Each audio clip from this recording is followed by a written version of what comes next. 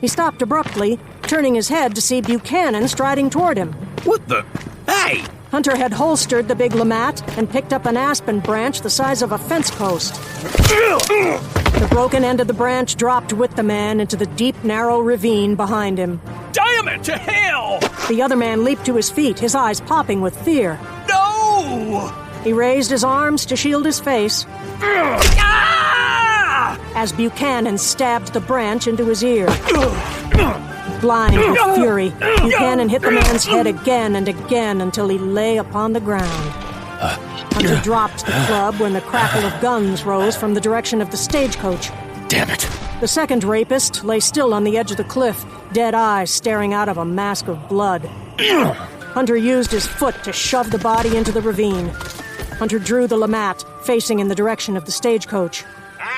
You low-down dirty devils! Oh. Charlie, no! Hunter turned to Miss Myers. She was sitting up, her fallen hair full of dirt and leaves. Her hat was gone, her dress was torn. So were her petticoat and pantaloons. Her hands seemed to be idly trying to close the flesh-revealing tears in her clothes as she stared up in shock at the Jehu, her face pale, her eyes round and glassy.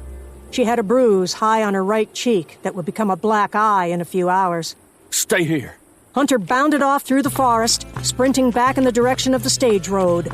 He climbed the rise along the mountain's shoulder, ran down the other side. Beyond the shrubs and rocks, he saw men milling around the stage on horseback, dust rising. Hunter stopped and crouched between two boulders and a twisted cedar next to the trail. He could see the bodies of Charlie Anders and Wilfred Farley lying in bloody heaps on the ground beside the coach. Where the hell's the payroll money? One of the riders was kneeling atop the coach. To his left sat the steel-banded strongbox, its lid open, bullet-torn padlock hanging askew. Envelopes of all shapes and sizes were strewn around the box. They were tugged this way and that by the breeze. It's not in the box? No, it's not.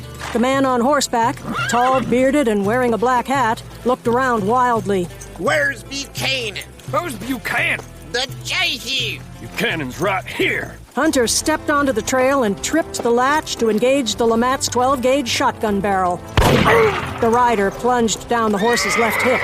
The man in the black hat flew backward off his horse and hit the ground with half of his head missing. Hunter flicked the lever back to engage the LeMat's .44 caliber barrel.